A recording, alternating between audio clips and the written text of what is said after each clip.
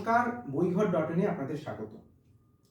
আপনারা যারা বইপ্রেমী তারা নিশ্চয়ই জানেন যে ৪৯তম আন্তর্জাতিক কলকাতা বইমেলা, যা করুণাময়ী সল্টলেক করুণাময়ী বইমেলা প্রাঙ্গণে অনুষ্ঠিত হচ্ছে, আগামী ৩রা ফেব্রুয়ারি অবধি যা অনুষ্ঠিত হবে। এবং সেখানে বাংলার বিভিন্ন প্রকাশনা সংস্থা, পত্রিকা তারা সেই মাঠে উপস্থিত আছেন এবং তাদের বিভিন্ন নতুন বইপত্র এবং তাদের সামগ্রিক বইপত্র নিয়ে উপস্থিত আছে।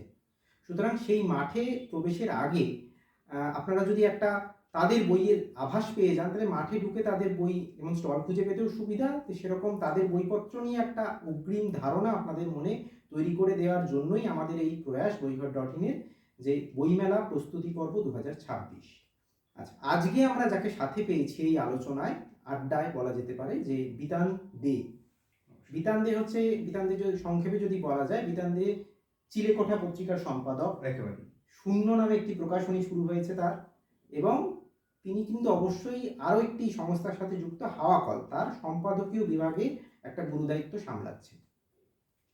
তো বিতানের কাছে আমরা বিতানের প্রকাশনায় আসার জার্নিটা শুনবো একটু শুরু থেকে, যে প্রকাশনার সাথে আগে তো পত্রিকা দিয়ে তোমাদের মনে হয় একেবারেই আমার একেবারে প্রকাশনার জগতে আসার সূত্রপাত, প্রথম ধাপ হচ্ছে পত্রিকা। তখন আমি বিশ্ববিদ্যালয়ে, যাদবপুর বিশ্ববিদ্যালয়ের ছাত্র, বাংলা বিভাগের ফার্স্ট ইয়ারে পড়ি, 2015 সাল।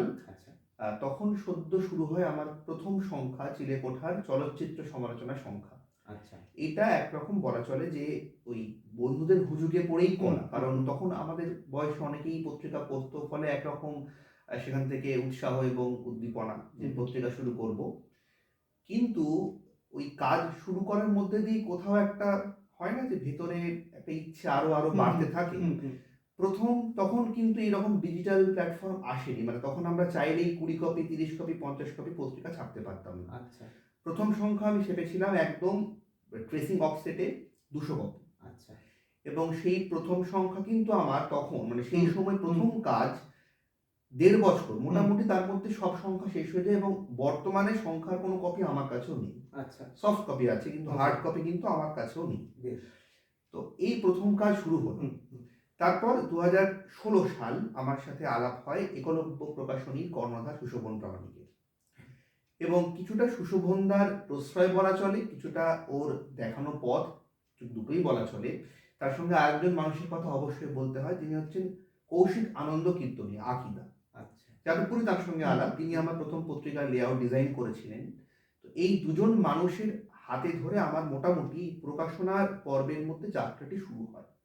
তখন আমার নিজস্ব কোনো প্রকাশনা ছিল না, আমি পত্রিকা পড়তাম। প্রথম সংখ্যা করেছি চলচ্চিত্র সমালোচনা, তারপরে সংখ্যা ছিল বিশেষ নিবন্ধ সংখ্যা। ততদিনে কিন্তু আমাদের প্রকাশনার জগতে এই পিওডি বা প্রিন্ট অন ডিমান্ডের কনসেপ্ট এবং ডিজিটাল যে মেশিনগুলি, সেগুলি কিন্তু চলে আসছে অলরেডি। আচ্ছা, সুতরাং তখন আমরা চাইলে 50, 100 আমাদের ইচ্ছে মতন সংখ্যা আমরা চেপে নিতে পারছি। তো একলব্যতে প্রথম আমি কাজ শুরু করি পাঠ সম্পাদক বা কপি এডিটর হিসেবে। আচ্ছা, এই হচ্ছে আমার প্রথম প্রকাশনার সাথে একদম সরাসরি কর্মজীবন আমার সংযুক্ত হলো। সময় পর্বটা 2016-17, তখন আমার যাদবপুর বিশ্ববিদ্যালয়ের পর্ব চলছে। আচ্ছা, এরপর 17-র আশেপাশে আমার ইচ্ছে হলো যে চিলেকোঠা পত্রিকাটি তো আমি করছি, তার পাশাপাশি যদি আমি সেই পত্রিকার নামেই একটি প্রকাশনা শুরু করি তাহলে কেমন হয়। তো 17 সাল আমি প্রথম যে বইটি করি, চিলেকোঠা পত্রিকার ব্যানারে তখন আমি বই করতাম। তো প্রকাশনা হিসেবে চিলেকোঠাই সকলে জানতো। সেইটি ছিল অন্যায় গুপ্তের বই। অন্যায় গুপ্তকে এখন প্রায় সকলেই চেনে, খুবই জনপ্রিয় লেখক তিনি। তারও প্রথম বই জীবনের আমার হাতেই শুরু হয়, শিবরাম চূর্ণ। তখন কিন্তু আমরা অলরেডি প্রিন্ট অন ডিমান্ডে চলে এসেছি, আমি আমার সুবিধা মতন কপি করে নিতে পারছি। কিন্তু বললে বিশ্বাস করবে না, সেই শিবরাম চূর্ণ অন্তত 100-3 কপি বিক্রি হয়েছিল। একেবারে আমার সদ্য প্রথম কাজ, আমি এতটা পরিচিতি বা এতটা পাঠকপ্রিয়তা পাবো এটা আশা করি। সত্যি আশানুরূপ সাফল্য। কন্টেন্টের একটা গুরুত্ব থাকে, কন্টেন্টের গুরুত্ব, আমি কার বই করছি, কি বিষয় নিয়ে বই করছি, সেটা কিন্তু আমার প্রাথমিক পরিচিতি তৈরি করে। এবং তারপর আমি যে দুটো পত্রিকার সংখ্যায় হাত দিয়ে, একটি হচ্ছে বেতার নাটক সংখ্যা, একটি হচ্ছে সমর সেন সংখ্যা, এই দুটি সংখ্যা আমার পত্রিকা প্রকাশক এবং এই প্রকাশনার জগতে একটা পরিচিতি তৈরি করতে ভীষণ সহায়তা করে। দুটো কাজই করতে সময় লাগে। 2 বছর সময় লেগেছিল এবং তখন আমাদের একটা টিম কাজ করতো। আমি তো এককভাবে এই কাজ সম্পন্ন করতে পারতাম না। একটি সংখ্যায় অতিথি সম্পাদকও ছিলেন বেতার নাটক সংখ্যায়। তো সেই সময় আমাদের একটা টিম কাজ করতাম আমরা, যারা এই দুটো সংখ্যা তৈরি করি। এবং তখন কিন্তু অলরেডি চিলেকোঠা প্রকাশনা থেকে আরো কিছু বই বেরিয়ে গেছে। কিরকম বই বেরিয়েছে? অদিতি রায়, তিনিও এখন বেশ জনপ্রিয় কবি, তার প্রথম কবিতা পুস্তিকা করি আমি দশমীর পরে। তখনও কিন্তু ওই 200 কপি কম ছাপার কোনো উপায় ছিল না। অদিতি রায়েরই আরেকটি বই করি, গদ্যের বই, পিছনে যা রেখে আসি সেটাই কেরিয়ার হয়ে যায় বই। এই বইগুলো কিন্তু ভীষণ পাঠকপ্রিয়তা পেয়েছিল। এমন হয়নি যে বইটা পড়ে আমাকে অপেক্ষা করতে হচ্ছে যে কতদিনে বিক্রি হবে। বইটা কিন্তু বইমেলা বাদ দিয়েও কলেজ স্ট্রিট মার্কেট হোক, আমার ব্যক্তিগত পরিচিতি সূত্রে বহু মানুষ খোঁজ করে কিনেছে। এই সময়টা কোন? এই সময়টা 17-18 ওই সময়টাই চলছে, মানে 15 থেকে 18 এই সময় পর্বে আমার নিজের কাজ শেখারও সময় পর্ব। আমি নিজে প্রকাশনার জগতে প্রবেশ করছি, এডিটর হিসেবে কাজ করছি, পাশাপাশি আমি একলব্যতে পাঠ সম্পাদনা করছি ফ্রিল্যান্সার হিসেবে। এবং একলব্যের বইপত্রের সঙ্গে আমি যত আলাপ হচ্ছি তত আমার কাছে কিন্তু প্রকাশনার জগৎটা একটু একটু করে বাড়ছে, কারণ তখন ততদিনে একলব্যতে কেশিবাজি বন্দ্যোপাধ্যায়ের গুরুত্বপূর্ণ দুটি কবিতার বই বেরিয়ে গেছে, গুহালিপি এবং লেখা না লেখা কবিতা। এছাড়া বেরিয়েছে আব্দুল কাফির একটি অত্যন্ত গুরুত্বপূর্ণ বই কথা চিত্রকণা, যেটা ভীষণভাবে মানে পাঠকপ্রিয়তা পেয়েছিল এবং ওই বইটার হাতে ধরেও কিন্তু আমার অনেক কাজ শেখা হয়েছে। তো মোটামুটি ভাবে আমি এই জগতে চলে আসি ওই সময় পর্বে। এরপর ছোটখাটো দু একটা আরো বই করেছে চিলেকোঠা থেকে, একেবারে করিনি তা নয়। কিন্তু তারপরে কোথাও কি আমার মনে হয়েছিল যে চিলেকোঠাটা তো পত্রিকা হিসেবেই মানুষের কাছে পরিচিত, বিশেষ করে সমর সেন সংখ্যা যখন হচ্ছে সেই সময় পর্বটায় কিন্তু অনেকেই জেনে গেছেন যে চিলেকোঠা থেকে একটা নতুন সংখ্যা আসতে চলেছে সমর সেনের উপর। এবং যেহেতু সমর সেন, ফলত তার আগে কিন্তু আমাদের মাথায় রাখতে হবে যে অনুষ্টুপের একটা দীর্ঘ কাজ রয়েছে, সুতরাং তার বাইরে বেরিয়ে যে কাজ নেই ওনাকে নিয়ে, আমরা সেই কাজগুলোই কিন্তু মানুষের সামনে আনার চেষ্টা করেছিলাম। ফলত আমার কোথাও গিয়ে মনে হয়েছিল যে চিলেকোঠা যেহেতু পত্রিকার পরিচিতি পাচ্ছে, তাই চিলেকোঠাকে আর প্রকাশনার ব্যানারে আনার কোনো মানে হয় না। এতে করে যে সমস্যাটা তৈরি হচ্ছে যে একজন পাঠক তিনি মানে গুলিয়ে যাচ্ছে, তার কোথাও গিয়ে তিনি বুঝতে পারছেন না যে চিলেকোঠা আসলে কি, এটি কি কোনো পত্রিকা নাকি এটি কোনো প্রকাশনা নাকি এটি কোনো পত্রিকার অধীনে থাকা প্রকাশনা। এই যে আইডেন্টিটি একটা ক্রাইসিস কোথাও গিয়ে তৈরি হতে পারে, এই জায়গা থেকে আমার মনে হয় যে আমার সাময়িকভাবে হলেও এই প্রকাশনার দপ্তরটাকে বন্ধ করা উচিত। আমার চিলেকোঠার নামে আমার পত্রিকা যেমন হচ্ছে হোক, আমি পুরোপুরি সেখানে মনোযোগ দিই। তার পাশাপাশি আমি একলব্যের সঙ্গে আরো সময় দিয়ে কাজগুলোতে আরেকটু ইনভলভ হই, আরেকটু প্রকাশনা জগৎটাকে জানি। প্রসঙ্গত বলে রাখি, মানে একটু বলে রাখা উচিত, আমার যেহেতু পুরো বড় হওয়াটাই কলেজ স্ট্রিটে, আমি হিন্দু স্কুলে পড়াশোনা করেছি একদম 1 থেকে 12 পর্যন্ত টানা।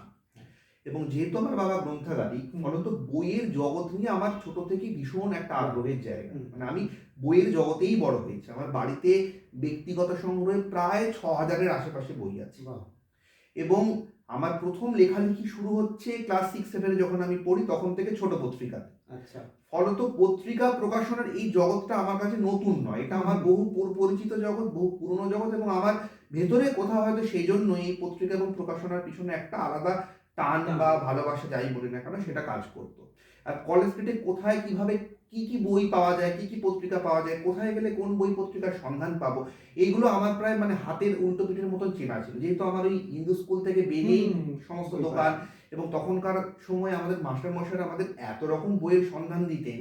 আর তখন সরকারি স্কুলে এত বই, আমরা রেফারেন্স শুধু নয় গল্পের বইও এত পড়েছি যে সেই পরিচিতিটা আমার ছিল। ওই পাড়াতে মোটামুটি সকলকে আমি চিনতাম, আমাকেও সকলেই চিনত। ফলে প্রাথমিক ধাপে আমাকে কোনো অসুবিধার মুখে পড়তে হয়নি, অন্তত ডিস্ট্রিবিউশন হোক বা যাই হোক, প্রকাশনার ক্ষেত্রে যে ব্যাপারগুলো কার্যকরী হয় সেগুলোর থেকে আমি একটা প্রথম দিকে আমার একটা পরিচিতি তৈরি করতে খুব অসুবিধা হয়। তারা আমাকে চিনতেন, তারা বইপত্র পত্রিকা নিয়ে রাখতেন এবং যেরকম বিক্রি হতো সেই অনুযায়ী আমাকে সমস্তটা বুঝিয়ে দিতেন। তো আমার কোথাও গিয়ে মনে হয়েছিল যে পত্রিকার কাজটা আমি মন দিয়ে করি, আমি প্রকাশনাতে একলব্যের সাথে সংযুক্ত। এবং তখন থেকে আমি 2018-19 সাল আমি একেবারে পুরোপুরি একলব্য প্রকাশনীর একজন অংশ হয়ে উঠলাম। আমি যেখানে ছিলাম ফ্রিল্যান্সার একজন কপি এডিটর, সেখানে আমি কিন্তু একলব্যের একজন জয়েন্ট কর্ণধার হলাম, মানে সুশোভনদার সাথে। ঠিক। এবং তখন আমার একদম হাতে কলমে একাধিক কাজ শুরু হলো প্রকাশনার জগতে ফুল টাইমই। বলবো আমি সেটাকে। একদিকে আমি তখন মাস্টার্স করছি, তার পাশাপাশি আমি প্রকাশনাতে কাজ করছি। তখন পরপর বেশ কিছু কাজ, শিবাজী বাবুর নিবন্ধ নির্ঝর, আমাদের আব্দুল কাফি কাফি স্যারের আরো দুটি বই, সারমাদের রুবাই এবং আমি তুমির লীলা, এরকম বেশ কিছু গুরুত্বপূর্ণ বই, মাস্টার ক্লাসে কিউরাস্তানি বলে একটি সায়ন্তনের একটি বই, তো এরকম বেশ কিছু বই তখন আমাদের একসঙ্গে প্রজেক্টে চলছে, আমরা জয়েন্টলি কাজ করছি। এবং এই হচ্ছে আমার পুরোপুরি প্রকাশনার সাথে ইনভলভমেন্ট। তারপর আমি মাস্টার্স শেষ হলো, আমি এমফিলে ভর্তি হলাম। এমফিলে গিয়ে একটা নেট পাওয়ার তখন প্রচন্ড সকলের মধ্যে টেনশন যে নেটের জন্য পড়তে হবে, তখন গিয়ে যেটা সমস্যা হলো আমার আর এই ফুল ফ্লেজেড প্রকাশনাতে সময়টা দেওয়া হলো না। এবং সেই সময় পর্বে আমি সুশোভনদাকে বিষয়টা জানাই, এবং তখন ও বলে যে না, তুই যেহেতু একাডেমিক্সটাকেই তোর কেরিয়ার হিসেবে এখনো ভাবছিস, তুই তাহলে সময় দে, আমি প্রকাশনাটা সামলাবো, তুই পত্রিকা যেরকম যেরকম করছিস কর, প্রকাশনার দিকটা আমি দেখছি। তখন আমি সাময়িক একটা বিরতি নিই। এবং সেই বিরতিতে যেটি হয়, সমস্যার জায়গা হয় যেটি, আমার প্রকাশনাটাও ডিসকন্টিনিউটেড হয়ে যায়, আমার পত্রিকার কাজটাও ডিসকন্টিনিউটেড হয়। মানে সমরসেনী সংখ্যা, আমাদের শেষ সংখ্যা, যেটা ঠিক কোভিডের পরপর আমরা প্রকাশ করেছিলাম, কারণ কাজ সব তৈরি ছিল, কোভিডের সময় আমাদের প্রকাশ করার মতন অবস্থা ছিল না। কোভিডের পরপরে আমাদের দুটো সংখ্যা একবারে বেরোলো, একটা হচ্ছে প্রথমে বেতার নাটক বেরোলো, তারপরে সমরসেনী বেরোলো। একেবারে যখন প্রথম ফেজটা, লকডাউনটা কাটছে, আমাদের দুটো সংখ্যা পরপর প্রকাশ পেল। কিন্তু আমি যে সময়টা দিতাম, এবার ব্যাপার হচ্ছে আমি একা মানুষ ছিলাম, আমাদের পত্রিকার একটা টিম ছিল বটে, কিন্তু তারা পরবর্তী সময় বিভিন্ন ক্ষেত্রে কর্মজীবনে ব্যস্ত হয়ে পড়ে, তো আমি একা পড়ে যাই। তখন আমার পক্ষে আর একাডেমিক্স, পত্রিকা, প্রকাশনা সবটা সামলানো সম্ভব ছিল না। তখন আমি যে বিরতিটা দিই, সেই বিরতির পরেই আর কি একটা দীর্ঘ সময় কেটে গেছে, সমরসেনের পর আমার আর সংখ্যা করে ওঠা হয়নি। কিন্তু কাজ রেডি হয়ে আছে, আমি এটুকু বলতে পারি সকলকেই যে যদি খুব সমস্যা না হয়, আমরা পয়লা বৈশাখে একটি চিলেকোঠার বিশেষ সাক্ষাৎকার সংখ্যা নিয়ে আবার আসছি নতুন করে। এবং সেখানে বিভিন্ন মানুষের সাক্ষাৎকার থাকবে, তাদের ওনারা অনেকেই চেনেন, সেখানে সুস্মিতা চৌধুরী থেকে শুরু করে প্রণবেশ মাইতি, বিভিন্ন ব্যক্তি, খুব গুরুত্বপূর্ণ কিছু সাক্ষাৎকার রয়েছে। প্রচ্ছদ নিয়ে মূলত তারা কথা বলেছেন, অলঙ্করণ নিয়ে কথা বলেছেন এবং প্রকাশনা নিয়ে কথা বলেছেন। তো এখান থেকে আবার আমাদের নতুন একটা জার্নি শুরু হবে, এটা আমরা আশা করতে পারি। মানে পত্রিকা বন্ধ হয়ে যায় না, একেবারেই না, আবার কামব্যাক করবে। এবং যেহেতু আমি একা পড়ে গেছি, ফলত আমার পক্ষে আর কি ওই সময়টা দিয়ে সবটা গুছিয়ে ওঠা সম্ভব হচ্ছিল না। এর মধ্যে যেটা হলো, যেহেতু আমি একলব্য থেকে বিরতি নিলাম, এবং সেটা যেহেতু অফিসিয়াল বিরতি, ফলত আমার তারপরে আবার একলব্যে ফিরে যাওয়ার মতো সিচুয়েশন তৈরি হয়নি, কারণ আমি তখন পুরোপুরি একাডেমিক্স নিয়ে ভাবছি। তো ভাবতে ভাবতে আমি একটা জায়গাতে এলাম, মনস্থির করলাম, এবং সেটা অবশ্যই সুশোভনদার সাথে, আকিদার সাথে কথা বলেই সেই জায়গাতে আমি আসি, যে আমার পত্রিকা যেমন চলছে চলুক, আমি একটা ছোট্ট সেট আপ করবো, যে প্রকাশনার কাজ হবে মূলত যে বই হারিয়ে গেছে, যে বই দুষ্প্রাপ্য, যে বইকে এখন আমরা আর পাই না, যেহেতু আমার নিজের একটা ব্যক্তিগত বিরাট কালেকশন রয়েছে, সেই বইগুলোকে আবার নতুন ভাবে ফিরিয়ে আনার চেষ্টা করা। এবং যেহেতু আমি লিটল ম্যাগাজিন বা ছোট পত্রিকা দিয়ে আমার কাজ শুরু করছি, এমন বহু লেখক রয়েছেন যারা কিন্তু চিরাচরিত প্রচারের আলোয় আসতে পারেন না।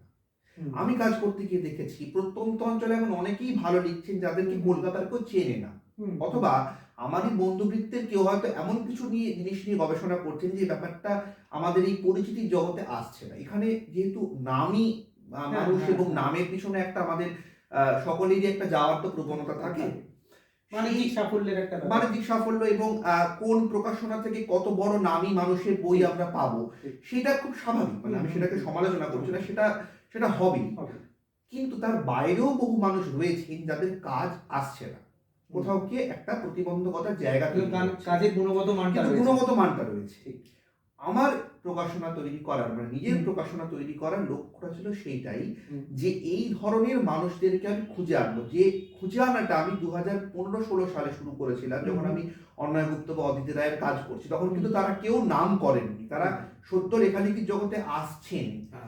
এই যে অনুসন্ধিৎসু মন, এইটা কোথাও গিয়ে আমাকে প্রকাশনাতে একটা ভীষণভাবে ইন্সপিরেশন যাকে বলে, সেটা দিয়েছিল।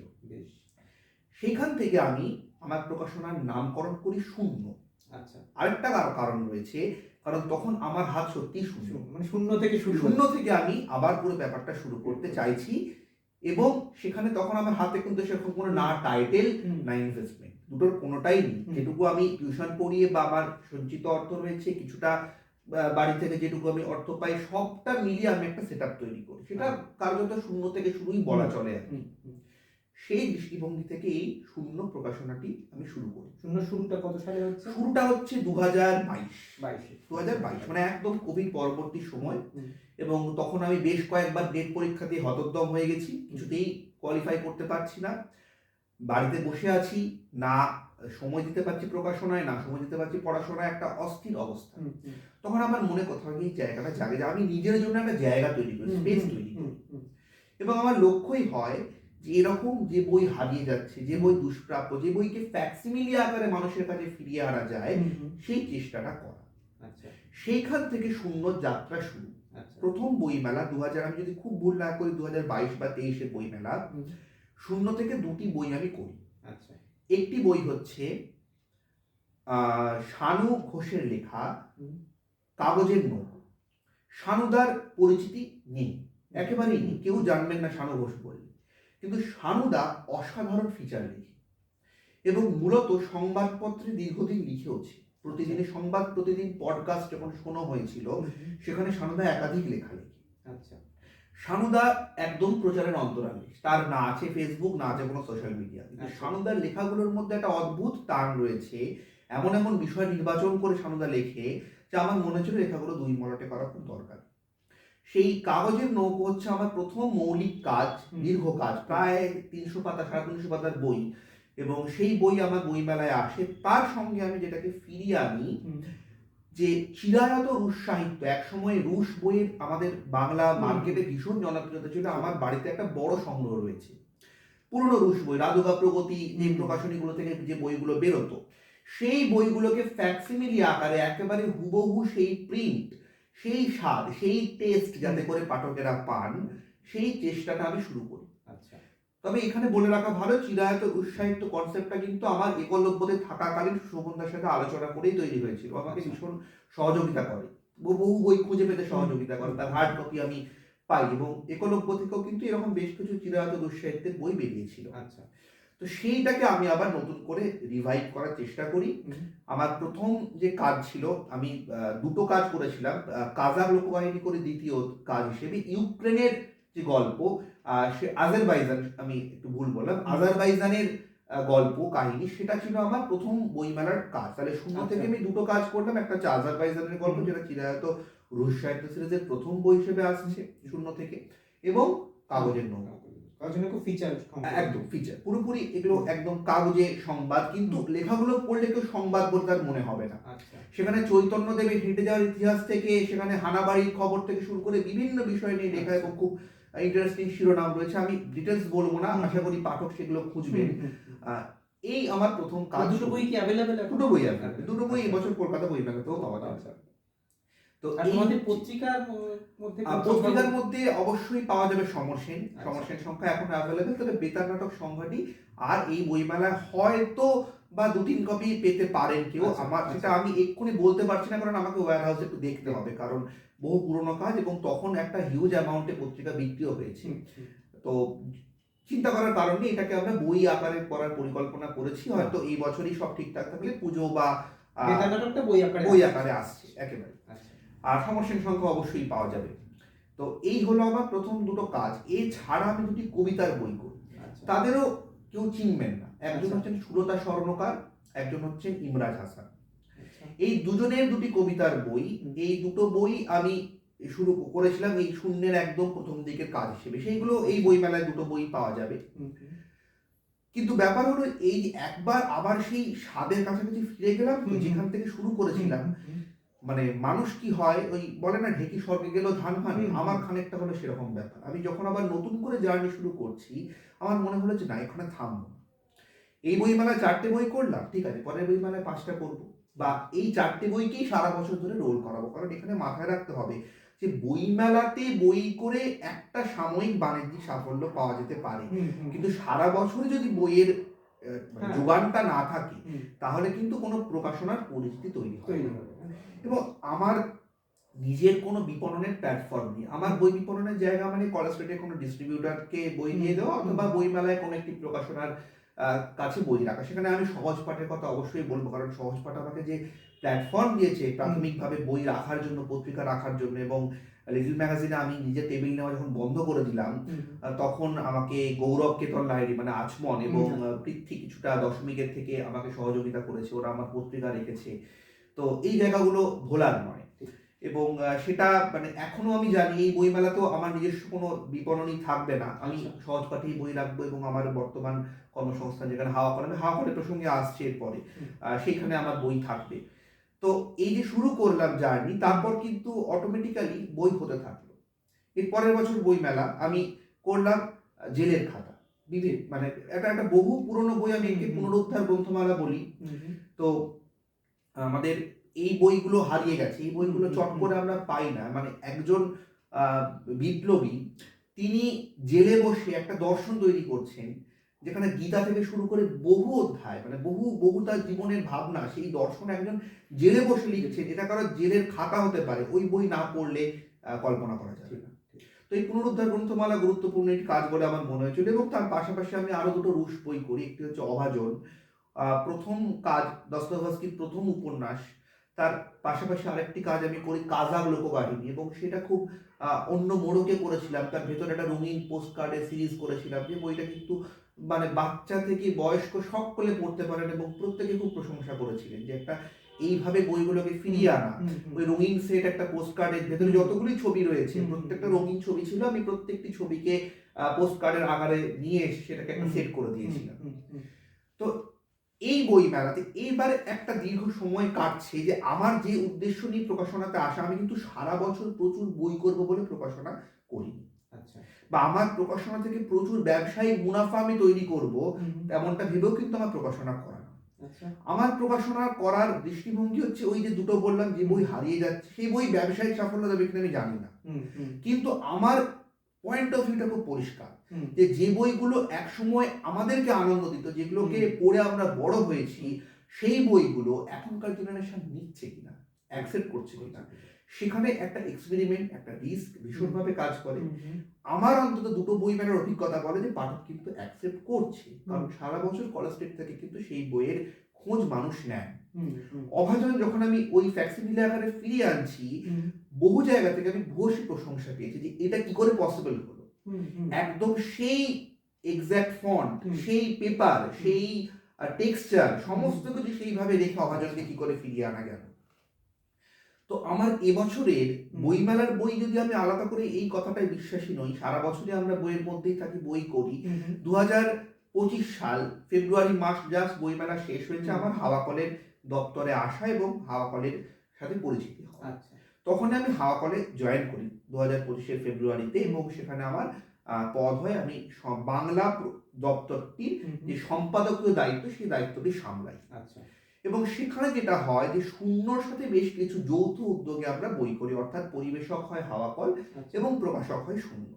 আচ্ছা, সেই যৌথ উদ্যোগে যে বইগুলি হয়েছে আমি সেগুলোকেও বইমেলার বই বলবো, কারণ সেগুলো এখনো পর্যন্ত বইমেলার মুখ দেখেনি। ঠিক, তার মধ্যে অত্যন্ত গুরুত্বপূর্ণ কাজ অ্যানা ক্যারেনিনা, লেভ টলস্টয়ের বিশ্ববিখ্যাত বিশ্ববন্দিত উপন্যাস, তার দুটি খণ্ড আমি প্রথমে ইন্ডিভিজুয়ালি শূন্য থেকে করি, ঠিক বইমেলার পরে একেবারে বক্স সেট হিসেবে, যেটা ভীষণভাবে মানুষের কাছে পৌঁছয়, বাংলাদেশে বহুজন প্রশংসা করেন, একদম ইনট্যাক্ট সেই জিনিসটাকে ফিরিয়ে আনার চেষ্টা করি, এবং সেটা হয় আমার হাওয়া কল শূন্য যৌথ উদ্যোগের একটি বড় কাজ। আচ্ছা, এর পাশাপাশি আমি যে বইটার কথা বলবো, যেটা শূন্যর একটা মানে পরিচিতি তৈরি করতে ভীষণ সহযোগিতা করেছিল, সুধন্য সরকারের ঝর্ণা কল। সুধন্য দীর্ঘদিনের কলেজ স্ট্রিট পাড়ার মানুষ, ফলে তার কথা প্রায় সকলেই জানেন। তিনি কলেজ স্ট্রিটকে কিভাবে দেখছেন, তার জীবনকে কিভাবে দেখছেন, ছোট্ট ছোট্ট লেখা, সেগুলোকে আমরা কবিতা বা গদ্য কি ফর্মে দেখতে চাইছি সেটা পাঠকের উপরে আমি ছেড়ে দিয়েছিলাম। সেই বইটা আমার একটি বইমেলায় 100 কপি বিক্রি হয়, একটি বইমেলাতে, মানে 2025 বইমেলায় ওই একটি টাইটেল আমাকে মোটামুটি বইমেলার জগতে এবং কলেজ স্ট্রিট পাড়া একটা শূন্যের প্রকাশক বিতান দিয়ে এরকম একটি পরিচিতি তৈরি করে দিয়েছিল। যদিও আমার কাজ কিন্তু ওই আমি যে দর্শন থেকে প্রকাশনা এসেছি সেখান থেকেই করে। সুধন্যদার মানে নাম পরিচিত নাম, কিন্তু লেখক হিসেবে সুধন্যদাকে কেউ চেনেন না, কিন্তু তিনি যে অদ্ভুত সুন্দর লিখতে পারেন সেই জায়গাটা ধরা ছিল আমার প্রচেষ্টা, এবং সেটাতে আমি সফল। তাহলে দুটো কাজ, একটা অন্তরালে থাকা লেখক এবং হারিয়ে যাওয়া বই, বই, একদম দুটো জিনিস। এই দুটোকে আমি খুঁজে আনার চেষ্টা করি। তার পাশাপাশি একটি গুরুত্বপূর্ণ কাজ হয় 2025 বইমেলায় যদি বলি, যদি বইটা খেলার দুনিয়ার বই, কিন্তু সেটা একটা প্যারালাল ইতিহাসের কথা বলে। অর্থাৎ যেমন ধরো মারাদোনা, আজকে আমরা হ্যান্ড অফ গডের কথা সবাই জানি। মারাদোনার ওই হ্যান্ড অফ গডের কথাটা উনি নিজেও জানতেন, আচ্ছা, এবং যে গোলকিপার ওই সময় গোলকিপিং করছেন তিনিও জানতেন, সকলেই জানতেন, আমরা প্রত্যেকে জানি। কিন্তু যদি সেই দিন ওই হ্যান্ড অফ গড না হতো, আজকে মারাদোনাকে কতজন চিনতেন? কিছু প্রবাবিলিটি যেটা মুহূর্তের মধ্যে খেলার দুনিয়াকে পাল্টিয়ে দিয়েছে।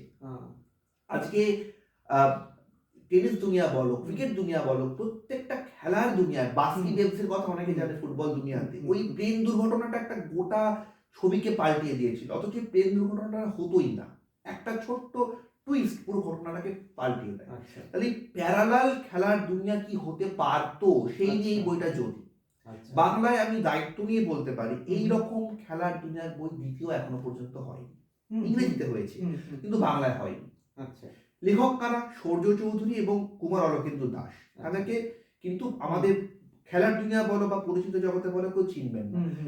আমি তাদের সাথে কথা বলেছি, তাদের লেখা পড়েছি, এবং যদি সেগমেন্টটা একসময় আকাশবাণী ক্রীড়াঙ্গনে একটি জনপ্রিয় সেগমেন্ট হিসেবে পরিচিত হয়েছিল মানুষের কাছে, সেটাকে বই আকারে রূপদান করা খুব কঠিন কাজ ছিল আমার কাছে, চ্যালেঞ্জিং কাজ। আমি জানি এই বই প্রচুর মানুষ কিনে পড়বেন না, কিন্তু এই যে ছোট্ট ছোট্ট টুইস্ট গুলো যেগুলো খেলার দুনিয়ার সঙ্গে ইতিহাস হিসেবে জড়িয়ে, এটা কিন্তু কোনো ফিকশন নয়, মানে সায়েন্স ফিকশন নয়, কল্পনা নয়, ফ্যাক্ট। এগুলোর মধ্যে ট্রুথ রয়েছে, সত্যি রয়েছে, বাস্তব রয়েছে, অদ্ভুত সুন্দর লেখনী। আমি চেয়েছি মানুষের কাছে আসুক। আমি কতটা ব্যবসায়িক সাফল্য পাবো আমি জানি না, কিন্তু আমি চেয়েছি মানুষের কাছে আসুক। তাহলে এই কাজ আমার বইমেলার কাজ হিসেবে আমাকে একটা জায়গা তৈরি করে দিয়েছে। এবং মজার বিষয় হচ্ছে যে মানুষ কিন্তু খুঁজেছেন, মানুষ কিন্তু পড়েছেন, এমনটা হয়নি যে আমি করে আমাকে বসে থাকতে হয়েছে। মানুষ খুঁজে নিয়ে আমাকে ফোন করে তাদের রিভিউ জানিয়েছেন। ফ্রান্সের দিনলিপি, সমন্তক দত্তগুপ্তের লেখা, তিনি এখানে থাকেন না, তিনি কানাডায় থাকেন, কানাডা নিবাসী বাঙালি। তিনি দীর্ঘ সময় ফ্রান্সে ঘুরেছেন কাজের সূত্রে এবং ঘোরার কারণে সেই গোটা ফ্রান্সের বিবরণে তিনি ধরেছেন ফ্রান্সের দিনলিপি বইতে। একদমই চিরাচরিত ভ্রমণ কাহিনী নয়। এবং যারা ভ্রমণ কাহিনী লিখে পরিচিতি লাভ করেছেন তাদের মতো তার নামও নেই, কিন্তু লেখাটা পড়ে আমার মনে হয়েছিল যে এই লেখাটা তো মানুষের কাছে আসা উচিত। সমন্তকবাবু অত্যন্ত ভালো ছবি তোলেন, তার লেখার সঙ্গে সঙ্গে আমরা রঙিন ছবিও রেখেছি সেই বইতে। এবং সেই ফ্রান্সের বই দিনলিপি বইটার A to Z পরিকল্পনা, কি পেপারে ছাপা হবে, কি পেপারে বাইন্ডিং হবে, সবটা আমার নিজের হাতে খুঁজে খুঁজে খুঁজে খুঁজে এনে করা। প্রকাশনার জগতে কাজ করার মজাটা বোধ হয় এইখানেই তুমিদা, যে ম্যানুয়ালি এক একটা জিনিস জানা যায়। আজকে আমি যে দীর্ঘ সময়টা দিয়েছি, আমি যত না কাজ করেছি তার থেকে অনেক বেশি শিখেছি, জেনেছি এবং এখনো জানছি। আর ওই যে দুটো মানুষের কথা বললাম, সুশোভন প্রামাণিক এবং কৌশিক আনন্দ কীর্তনিয়া, এরা আমার বেস তৈরি না করলে হয়তো আমার আগ্রহ জায়গাটা তৈরি হতো না। সুশোভনদা দিনের পর দিন আমাকে বিভিন্ন জায়গায় নিয়ে গেছে, দায়িত্ব নিয়ে দেখিয়েছে কিভাবে কাজ হচ্ছে, কোথায় কি পেপার পাওয়া যাচ্ছে, কোথায় গিয়ে বাইন্ডিং হচ্ছে। পরে সেখানে আমি নিজে গিয়ে যোগাযোগ করেছি, খোঁজ করেছি, নিজের তাগিদে পড়াশোনা করেছি। এবং এখন যেহেতু ইন্টারনেট সহজলভ্য, আমরা প্রচুর তথ্য নিয়ে কিন্তু একটা ডেটাবেস তৈরি করতে পারি যদি আমাদের আগ্রহ থাকে। ফলে আমার প্রকাশনাতে আসা কিন্তু শুধুমাত্র বই করে গেলাম, অত টাইটেল বানালাম তা কিন্তু নয়। নিজেকে আরো সমৃদ্ধ করা, আরো জানা, একটা কাজকে মানে যতটা নিখুঁত করে মানুষের হাতে পৌঁছিয়ে দেওয়া যায় সেই চেষ্টাটা করা। এবং কখনোই ওই ব্যবসায়িক সাফল্যের পিছনে দৌড়ানোর জন্য কিন্তু আমি প্রকাশনাতে আসি। ভালো কন্টেন্ট দিলে সাফল্য আসবে মনে হয়, সময় লাগছে, কারণ আমার কন্টেন্টটা তো ওইভাবে পরিচিত কন্টেন্ট নয়, যাদের কাজ করছি তারাও খুব পরিচিত মানুষ নন। এই বইমেলাতে যেরকম আমি যে 3টে বই নিয়ে আসতে চলেছি, 3জনই অখ্যাত লেখক। একজন বিজয়তে, তিনি 2002 সালে একটি গল্পগ্রন্থ লিখেছিলেন দখল বলে। সেই বইটা সেই সময় ভীষণ আলোচিত বই, কিন্তু কোথাও গিয়ে লেখক একটা অভিমান হোক বা যে কারণেই হোক, তিনি নিজেকে সরিয়ে নিয়েছিলেন, তিনি মেইনস্ট্রিম গল্পের দুনিয়াতে থাকেননি। এমনকি গল্প লেখাই প্রায় বন্ধ করে দিয়েছেন, বা যেটুকু লিখেছেন খুব অনামী অখ্যাত পত্রিকায় লিখেছেন। কিন্তু এই লেখকেরই একটা সময় দখলের গল্প বসুমতীতে উত্তরবঙ্গে ধারাবাহিকভাবে বেরিয়েছে। হয়তো কোনো কারণে হুম। লেখকের অভিমান থেকে তিনি নিজেকে হ্যাঁ, সরিয়ে হ্যাঁ। নিয়েছেন। আমার মনে হচ্ছে এই গল্পগুলো আবার ফিরে আসবে মানুষের কাছে। মানুষ তো আচ্ছা। ভুলে গেছে হুম, গল্পগুলো। হুম, আজ হুম। থেকে ২৬ বছর আগে যে বই বেরিয়েছে সেই বইয়ের গল্পের কথা হুম, আর হুম, হুম। ২০২৬ এ দাঁড়িয়ে পাঠকের মনে থাকার হুম, কথাও নয়। হুম, হুম। আমি সেই বইকে আবার ফিরিয়ে আনছি। আচ্ছা। তার পাশাপাশি সৌর্য চৌধুরী যিনি যদি লেখক, হুম, যদি কো-রাইটার, হুম, কো-অথর, তার অদ্ভুত কিছু আনক্যানি গল্প আছে যেগুলোকে আমরা ভৌতিক গল্প বলতে পারি না। তার ভিতরে একটা অদ্ভুত গা ছমছমে একটা ভাব, একটা অস্বস্তি, হুম, যেটা পড়ে চিরাচরিত বাংলায় যেরকম গল্প লেখা হয় সেরকম অনুভূতিটা পাওয়া যাবে না। হুম, হুম, মানে হুম। পাঠক পড়লো এবং গা শিউরে উঠলো এমনটা হবে না, কিন্তু একটা চাপ ও অস্বস্তির কাজ করবে ভেতরে ভেতরে। লেখার মধ্যে একটা অদ্ভুত পাশ্চাত্যের প্রভাব রয়েছে, কিন্তু সেটা তৈরি হয়েছে একদম বাংলার নিজস্ব ভাবধারাতে। আচ্ছা। আমার মনে হচ্ছিল এই গল্পগুলো করা দরকার। হুম, হুম, হুম, দেবনাথ একসময় আমার সহপাঠী বটে, হুম, কিন্তু দায়িত্ব নিয়ে বলতে পারি যাদবপুর বিশ্ববিদ্যালয়ে আমাদের ব্যাচে যারা গল্প লিখত, গদ্য লিখত, দেবরাজের মতন ওইরকম মায়াবী বাস্তবকে দেখানো ওইরকম গদ্যের হাত খুব কম মানুষেরই ছিল। দেবরাজ নিজের কারণে আর গদ্যে থাকেনি, নিজের সময়ও দিতে পারেনি এবং খুবই নিজের লেখালেখি নিয়েও একেবারেই অবহেলা করতো। তো আমার কোথাও গিয়ে মনে হচ্ছিল একটা গল্পের বই পড়বো। ওকে আমি দিনের পর দিন বলি, তারপর একটা পাণ্ডুলিপি তৈরি হয়, মেট্রো আচ্ছা, থেকে যমুনা বলে। আচ্ছা। অদ্ভুত সুন্দর লেখা। প্রত্যেকটা লেখা পড়লে মানুষ একটা জীবন দেখতে পাবে, একটা দর্শন দেখতে পাবে, একটা রাজনীতি দেখতে পাবে। প্রত্যেকের সাথে গল্পগুলি সম্পৃক্ত এবং ভীষণ মায়াবী একটা গদ্যের টান। এই ৩ জন অথর বা রাইটার এরা কেউ কিন্তু পরিচিত নন সেই অর্থে। হুম, তাদের বই আমি এই বইমেলায় করতে চলেছি। বেশ। শিবাংশু মুখোপাধ্যায়ের একটি বই আমি পড়েছিলাম, ভাষার নাম রেখেছি আহাম্মক, যে বইটা ভীষণ গুরুত্বপূর্ণ। মানে এই সময় যারা লিঙ্গুইস্টিক্স নিয়ে চর্চা করছেন, হুম, হুম, দৈনন্দিন জীবনে যারা বাংলাকে কতটা মানে গুরুত্ব দেব, কতটা আমরা হিন্দি আগ্রাসনের মুখোমুখি হয়ে পড়ছি এই নিয়ে হুম, আলোচনা করছেন, বাজার গরম করছেন, তাদের জন্য গুরুত্বপূর্ণ। একাডেমিক্সে যারা আছে তাদের জন্য গুরুত্বপূর্ণ, যারা আমরা দৈনন্দিন জীবনে সকালে ওঠা থেকে রাত্রে ঘুমোতে যাওয়া পর্যন্ত কথা বলছি বাংলায়, হুম, তাদের জন্য গুরুত্বপূর্ণ। এই বইটি গত বইমেলায় আমাকে একটি পরিচিতি দেয়। বইটি কিন্তু আবারও বলছি একেবারে করলাম আর ২০০ কপি বিক্রি হয়ে গেল তা নয়। সারা বছর ধরে বিক্রি হয় অল্প অল্প হ্যাঁ, করে। হ্যাঁ। কিন্তু আমার মনে হচ্ছে খুব গুরুত্বপূর্ণ কাজটি করা উচিত। হুম, হুম, এবং যখন আমি হাওয়া কলের অংশগ্রহণ করলাম, আমি দেখলাম যে বইয়ের জগৎ কতটা বড় হতে পারে। হুম, হুম, আমি তো কেবল কলেজ স্ট্রিটের ওই বাজার বা ওই মার্কেটটার সাথে পরিচিত। হুম, হুম। হাওয়া কলে কাজ করার সাথে সাথে আমি দেখলাম যে আন্তর্জাতিক বাজার কিভাবে হতে পারে, জাতীয় বাজার কিভাবে হতে পারে, কারণ হাওয়া কল একই সঙ্গে ইংরেজি বইও করছে। ঠিক, ঠিক। আমি দেখছি যে কিভাবে অনলাইনে বই অর্ডার হয়। সারা ভারতবর্ষে যে অসংখ্য বাঙালিরা বসবাস করেন, হুম, আমরা কেন তাদের কাছে পৌঁছবো না? হুম, হুম, এই যে দৃষ্টিভঙ্গি, এই দৃষ্টিভঙ্গি আমি কলেজ স্ট্রিটে পাইনি। আমি হাওয়া কলে আসার পরে পেলাম। যে যেখানে যেখানে বাঙালি পাঠক আছে, প্রকাশকের দায়িত্ব সেই জায়গাগুলোকে এক্সপ্লোর করা। ঠিক। তার জন্য আজকে বাঙালি মানে তো কেবল পশ্চিমবঙ্গ না, আজকে দিল্লি, আজকে হরিয়ানা, আজকে গুজরাট, আজকে কেরল, সর্বত্র কিন্তু বাঙালি কমিউনিটির মানুষ রয়েছে। তারা কি বই পড়েন না? অবশ্যই পড়েন। তারা খুঁজে পাচ্ছেন না। কেন পাচ্ছেন না? তাদের কাছে পৌঁছচ্ছে না। কোথায়? এক্সাক্টলি। সেই পৌঁছানোর দায় এবং দায়িত্ব আমি কোথাও গিয়ে হাওয়া করে দেখলাম এবং দেখলাম যে সারা বছর কি পরিশ্রমে একটি একটি বই তৈরি হয়। হাওয়া কলে আসবার পর যেরকম যৌথ উদ্যোগের বইয়ের কথা আমি অবশ্যই বলবো, আমি হাওয়া কলের কিছু নিজস্ব বইয়ের কথা বলতে চাই, যেটা আমার এই সম্পাদনা কিংবা আমার এই প্রকাশনার জগৎকে সমৃদ্ধ করেছে। হুম, হুম। মহাজীবন বলে একটি দীর্ঘ কাজ হয়। আচ্ছা। রবীন্দ্রনাথ তার জীবনে যত জীবনী লিখেছেন, যারা যারা মহাপুরুষ বলে আমরা যাদেরকে চিনি, হুম, হুম, তাদের সকলের জীবনীর একত্রিত একটি রূপ। এইগুলো একসঙ্গে বিশ্বভারতী গ্রন্থ বিভাগ আলাদা আলাদা করে বার করতো, কিন্তু দীর্ঘদিন এগুলো আউট অফ প্রিন্ট অনেকগুলোই পাওয়া যায় না। হুম, হুম, আমরা খুঁজে সেটাকে দুই মলাটে আনি। হুম, হুম, শঙ্খ ঘোষের প্রথম কবি জীবনী, হুম, সেটি আমাদের কাজ। এই কাজগুলো করতে করতে একটু একটু করে আমার এই জগৎটারও বাড়ে। ঠিক। এরপরে একটি কাজের কথা আমি অবশ্যই বলবো, ভীষণ গুরুত্বপূর্ণ কাজ, মেয়েলি ব্রত কথা, পরমেশ প্রসন্ন বাবুর বই। হুম, হুম, বইটি আজ থেকে ১২৫ বছর আগে হারিয়ে যায়। হুম, এই বইটি অরুণাংশু বাবু তিনি খুঁজে বের করেন, তিনি সম্পাদনা করেন এবং কি অদ্ভুত, আমরা যে ব্রত কথা বাংলায় পড়ে আমাদের গ্র্যাজুয়েশন মাস্টার্স কেটেছে, হুম, হুম, এমন কত ব্রত কথা আমরা জানতাম না, যেখানে অলক্ষীর ব্রত থেকে শুরু করে আরো নানান মানে দুষ্প্রাপ্য দুর্লভ ব্রত কাহিনী রয়েছে বাংলার, গ্রাম বাংলার ঘর জুড়ে মেয়েরা পালন করতেন। তার একটা নতুন দিগন্ত খুলে দেয় এই বাংলার মেয়েলি ব্রত কথা বইটি। আচ্ছা, এর পাশাপাশি আমরা গুরুত্বপূর্ণ একটি কাজ করি সিনেমার উপরে। প্রসঙ্গ সিনেমার বইটি, মানে এই বইটি ধীমান বাবুর কাজ। খুব দীর্ঘ কাজ, খুব বড় কাজ। যারা এক্কেবারে সিনেমা নিয়ে চর্চা করতে চায়, একদম হাতেখড়ি করতে চায়, তাদের জন্য এই বইটি ভীষণ কার্যকরী ভূমিকা পালন করবে।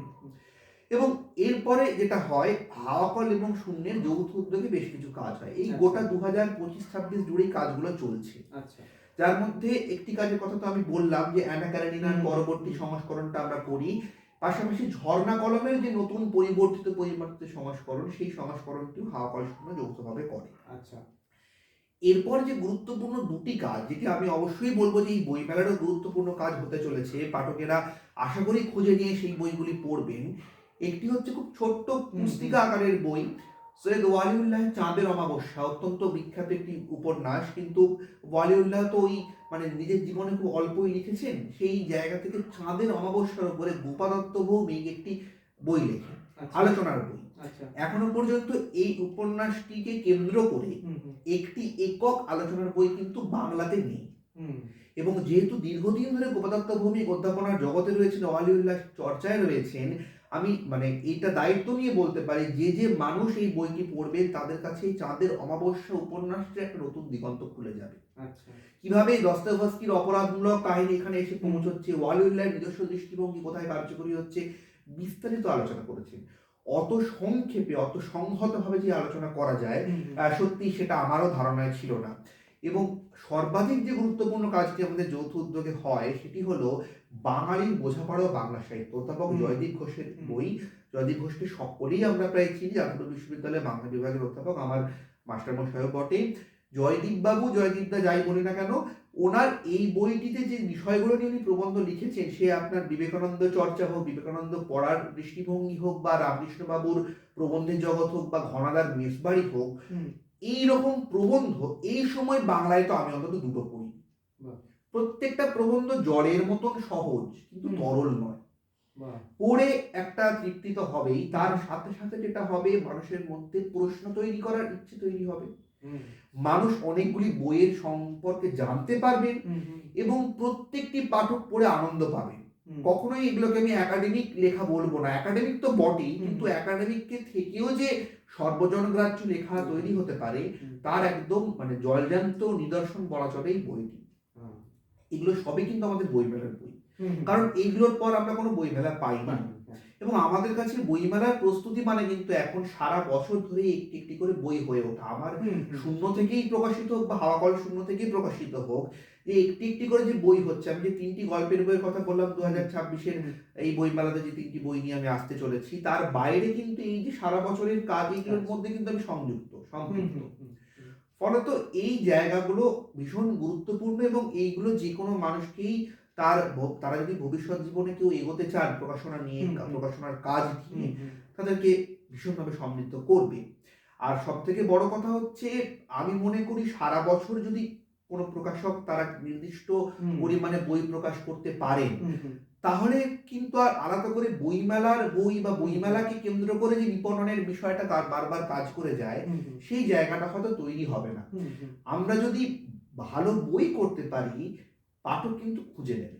হ্যাঁ, এবং পাঠক খুঁজে নেবে। এবং আজকালকার দিনে যেটা দাঁড়িয়ে বলছি, মানে সেখানে একমাত্র বই পাড়া এলেই যে বইয়ের খোঁজ পাবে সেটা নয়, সোশ্যাল মিডিয়া, অনলাইন মাধ্যমে জানানোর অনেক সুযোগ রয়েছে। এই যে বইঘর.in, আমাদের থেকে নিয়মিত অর্ডার যায় বইঘর.in, তাহলে বইঘর.in যেমন জানতে পারছে, সেরকম বইঘর.in এর সূত্রে আরো 10 জন পাঠক জানতে পারছে। আমাদের বইঘর.in বলি, যেটা বই বিপণনের পাশাপাশি কিন্তু আমরা একটা সেকশন রেখেছি, যেটা হচ্ছে বইয়ের খবরটা জানানো।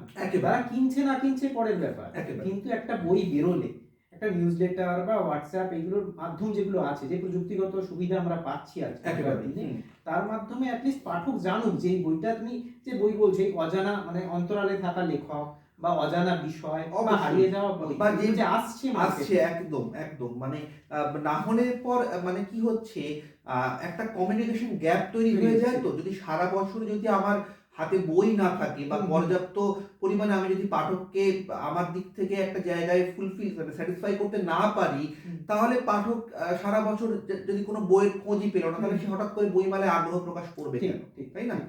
তো এই জায়গাটা ভীষণ গুরুত্বপূর্ণ।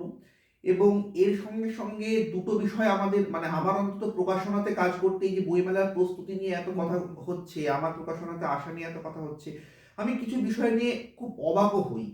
মানে অবাক হওয়ার জায়গা হচ্ছে যে একটা বাজার বা একটা মার্কেট চলছে বিভিন্ন প্রকাশকদের সহাবস্থানে, তো তারা প্রত্যেকে নিজের মতন কাজ করছেন, সেখানে একাধিক শিবির তৈরি হচ্ছে এবং সেই শিবিরগুলোর জন্য যেটা হচ্ছে বহু ছোট প্রকাশকেরা অসুবিধার মধ্যে পড়ছেন। প্রত্যেকে প্রত্যেকের মতন কাজ করুন, আমার কারোর প্রতি কোনো বিদ্বেষ বা অসুয়া জায়গা থাকবে না। যদি আপনারা আপনাদের জায়গায় সঠিক কাজটি করতে পারেন, দেখবেন আপনাদের কাজ মানুষ খুঁজে নিয়ে পড়বে। আপনারা প্রচার করুন, বিপণন করুন, মানুষকে জানান, কিন্তু এই বিভিন্ন শিবির বা গোষ্ঠী তৈরি হয়ে বিভিন্ন ব্যক্তিবর্গ বা কাজ নিয়ে সমালোচনা বা একটা অস্বস্তিকর পরিবেশ তৈরি করবেন না। সুস্থ সমালোচনা হওয়া উচিত, কিন্তু অসুস্থ সমালোচনা কিন্তু আমাদেরকেই বিপন্ন করবে, প্রকাশকদেরকেই বিপন্ন করবে। এবং তখন কিন্তু যদি এটা নিয়মিত হতে থাকে বা চলে, তাহলে কিন্তু আজকে আমরা যে একটা সুন্দর আলোচনা করছি বসে, এই যে প্রস্তুতি পর্ব বা এই যে একটা জার্নি, এই জার্নিটা কিন্তু আর থাকবে না। এই পুরো হয়ে ওঠাটা একটা অদ্ভুত আনন্দ তৈরি করে। সেই আনন্দটা যারা এই জার্নির মধ্যে দিয়ে গেছে, আমি যেহেতু খুব কম বয়স থেকে এটার মধ্যে দিয়ে গেছি, আমি বুঝতে পারি। আমি চাইবো তরুণরা আসুন, আরো বেশি করে আসুন। যেখানে বাংলা বইয়ের একটা ভবিষ্যৎ বলছে অনিশ্চিত। হ্যাঁ, অনিশ্চিত কেন হবে? মানে অনিশ্চয়তার জায়গাটা তখনই হতে পারে যখন আমাদের মধ্যে একাধিক গোষ্ঠী, শিবির, দলাদলি, কোন্দল ইত্যাদি গুলো হারিয়ে ফেলবে। তারা ভাববে যে এখানে আমরা কেন আসবো, এখান থেকে আমাদের তো কিছুই পাওয়ার নেই। তো যেখানে চারিদিকে এত নৈরাশ্য, এত হতাশা, সেখানে অন্তত এই একটা জায়গা, একটা প্ল্যাটফর্ম আমার অন্তত মনে হয় যেটা প্রতি মুহূর্তে প্রচুর কিছু আনন্দের বা নতুন কিছু সৃষ্টি করার একটা আনন্দ তৈরি করে। সেই জায়গাটা আরো এক্সপ্লোর হোক, প্রত্যেকে নিজের নিজের কাজ করে যান, ভালো কাজ করার চেষ্টা করুন। প্রথমে কাজ করলে যে সাফল্য আসবে এমনটা নয়, কিন্তু তার মানে হতোদ্যম হয়ে সবকিছু ছেড়ে দিলাম এমনটাও কিন্তু করা উচিত নয় বলে আমার মনে হয়। এবং সেইখানে গিয়ে আপনারা প্রচুর কাজ দেখুন, দেখাটা খুব দরকার, প্রত্যেক মুহূর্তে শেখাটা দরকার। প্রস্তুতি তখনই হবে যখন আপনি সেই সময়টা ইনভেস্ট করবেন। আমি এখনো প্রস্তুতি পর্বের মধ্যে রয়েছে, আমি কোনোদিনই বলতে পারবো না আমি সব শিখে গেলাম। প্রত্যেক দিন প্রযুক্তি হোক বা যাই হোক আমাদেরকে শেখাচ্ছে। আজকে আমি একটা প্রযুক্তি জানছি, কালকে দেখলাম নতুন একটা প্রযুক্তি চলে আসছে। মানে এখনকার যুগে তো তাই প্রতিনিয়ত এবং প্রতিনিয়ত সেই বদলানোর সঙ্গে সঙ্গে আমাদেরকেও বদলাতে হচ্ছে, আমাদেরকে মানিয়ে নিতে হচ্ছে। তাহলে আমরা নতুন নতুন কাজ করতে পারবো না, আমরা একটা স্থবিরতার জায়গায় চলে আসবো। আপনারা বইমেলায় আসুন, বইমেলা একটা এক্সপ্লোর করার জায়গা। বইমেলাতে এলেই সবাই বই কিনবেন এমনটা আমি আশা করছি না, কিন্তু বইমেলা থেকে আপনারা লিস্ট করুন, তালিকা তৈরি করুন, তালিকা খুঁজে নিন। এখন তো সুবিধা রয়েছে, আপনি বাড়িতে বসেও বই পেয়ে যাচ্ছেন। আপনি যদি কলেজ থেকে আসতে না পারেন বা কোনো জায়গায় আসতে না পারেন, আপনি আপনার ঠিকানা দেবেন, বই পৌঁছে যাবে আপনার বাড়িতে। দেখুন, আমাদের হাওয়া কলের স্টল নাম্বার E64, আমি আশা করবো বহু পাঠক সেখানে আসবেন এবং এই নতুন কাজগুলো নিয়ে বললাম সেইগুলি দেখবেন, শূন্যের বইপত্র দেখবেন, শূন্যের বইপত্রের সঙ্গে তাদের পরিচিতি হবে। যৌথ প্রকাশ ব্যাপারটা কি সেটা আপনারা হাতে বই না নিয়ে দেখলে বুঝতে পারবেন না। কোথায় গিয়ে যৌথ প্রকাশের আনন্দগুলো কাজ করে, কোথায় গিয়ে কিছু আশঙ্কাও থেকে যায় যৌথ প্রকাশের, যে এটা পড়ছি, রিস্ক নিচ্ছি, এই বইটা মার্কেট ভ্যালু পাবে তো, এই বইটা পাঠকের কাছে পৌঁছবে তো। এই আশঙ্কা, সাফল্য সমস্ত কিছু মিলিয়েই কিন্তু বইমেলার প্রস্তুতি। আচ্ছা, এই যৌথ ব্যাপারটা তুমি কিভাবে অ্যারেঞ্জ করছো? মানে যৌথ কি আর্থিক যৌথতা না? যৌথতা বেসিক্যালি যেটা যৌথতার ব্যাপারটা হচ্ছে মূলত আমি কাজটা গুছিয়ে দিচ্ছি এবং এই যাবতীয় ডিস্ট্রিবিউশনটা দেখছে হাওয়া কল, সেটা অনলাইন অফলাইন প্ল্যাটফর্ম যেভাবেই হোক না কেন, মানুষের হাতে কিভাবে পৌঁছিয়ে যাবে সেই ডিস্ট্রিবিউশনের ব্যাপারটা, অর্থাৎ পরিবেশনার জায়গাটা হাওয়া কল দেখছে। এবং কখনো কখনো আমাদের যদি ফিনান্সিয়াল জায়গাতে যেতে হয়, সেখানেও আমরা কোনো কোনো জায়গায় 50-50 বা কোনো কোনো জায়গায় 60-40 বা যেভাবে আমরা মনে করছি বিষয়টা সুবিধাজনক হবে আমাদের হিসেবের ক্ষেত্রে হোক বা কাজের ক্ষেত্রে হোক, সেই জায়গাটাও আমরা কিন্তু বাংলা প্রকাশনের যে সহযোগী মনোভাব একদমই আমাদের সেই উদ্দেশ্য নিয়েই কিন্তু এই জায়গাতে আসা, যে আমাদের সহযোগিতায় কিন্তু একের পরে কি আরো অনেক প্রস্তুতি পর্বের দিকে এগিয়ে নিয়ে যেতে পারি। আজকে শুধু আমরা মানে কিছু বই নিয়ে কথা বলছি মানে তো এরকমটা নয় যে এখানেই আমরা থেমে যাব। আমাদের ভবিষ্যতে আরো বই বেরোবে। যেমন পয়লা বৈশাখে আমার নিজেরই অন্তত 3-4টে বইয়ের পরিকল্পনা রয়েছে, যার প্রায় 70-80% কাজ আমি সম্পূর্ণ করে রেখেছি। এবং পয়লা বৈশাখে হাওয়া কল শূন্য যৌথ উদ্যোগও বেশ কিছু বই হতে পারে, হাওয়া কলের নিজস্ব কিছু বই হতে পারে। তাহলে এই পদ্ধতিটা সারা বছর ধরে চলতে থাকা একটা পদ্ধতি। সেইখানে যদি সহযোগিতা না থাকে, সেখানে যদি একটি বড় প্রকাশক একটি ছোট প্রকাশকের জায়গা না করে দেয়, তার মাথার পেছনে হাতটা না রাখে, তাহলে পরে তো প্রকাশনা ক্রমশ পিছিয়ে পড়বে। এবং আমার মনে হয় আমি বাকিদেরকেও সেই আহ্বানটা জানাবো যে আপনারা সুস্থ সমালোচনা করুন, কিন্তু প্রত্যেকে চেষ্টা করুন যাতে করে, মানে এটা আমার সকলের কাছে স্বনির্বন্ধ অনুরোধ হয় একরকম ভাবে, যে সকলে চেষ্টা করুন যে পারস্পরিক সহযোগিতার মাধ্যমে একটা প্ল্যাটফর্ম তৈরি করার। আজকে কলেজ স্ট্রিট পাড়ায় যে বিপুল বইয়ের ক্ষতি হলো এই বন্যার, মানে হঠাৎ একটি বন্যাও বলবো না, মানে হঠাৎ একটি বৃষ্টি, মেঘভাঙা বৃষ্টিতে কয়েক লক্ষ টাকার ক্ষতি হলো গোটা কলেজ স্ট্রিট পাড়া জুড়ে। এই ক্ষতি থেকে বেরিয়ে আসার জন্য সবাই একত্র হয়েছিলাম তো আমরা। সেই একত্রিত হওয়ার মনোভাবটা সারা বছর যদি থাকে তাহলে কিন্তু আমরাই সমৃদ্ধ হব, আর নতুন নতুন টাইটেল পাবো, ভালো কাজ পাবো, কারণ ভালোর কোনো শেষ নেই। আমি মনে করি আজকে আমি যে কাজটা করে মানে স্যাটিসফাই হচ্ছি, দুদিন পর ওই কাজে আমাকে স্যাটিসফ্যাকশন দেবে না, মানে আর থেকে ভালো কিছু করতে পারি, আর এর থেকেও ভালো একটু কিছু হোক না, চেষ্টা করি না। তো এই মনোভাবটা বজায় রাখার জন্য সকলের সমবেত হওয়াটা খুব দরকার। যত আমরা ইন্ডিভিজুয়ালিটির দিকে যাব, বিচ্ছিন্ন হয়ে যাব, তত কিন্তু আমরা এই সমস্যার মধ্যে পড়বো, এবং তখন কিন্তু আর আমাদের ওই বইমেলা ছাড়া সারা বছর বই করার ব্যাপারে আগ্রহটাও আস্তে আস্তে করে কমে যাবে। আমাদের অপেক্ষা করতে হবে কখন একটা মেলা আসছে, কখন একটা ফেস্টিভ্যাল হবে, তখন আমরা একসঙ্গে গিয়ে। আর এতে করে সব থেকে যে সমস্যাটা হয়, আমরা তো প্রকাশনার সঙ্গে রয়েছি, আমরা জানি এই বই মেলার সময় বিপুল প্রেশার যেটা কাজ করে, এতে করে বই কতটা ক্ষতিগ্রস্ত হয়। আমরা কোনোদিনই চাইবো না যে আমাদের কারণে আমাদের পাঠকরা কম্প্রোমাইজড হোক।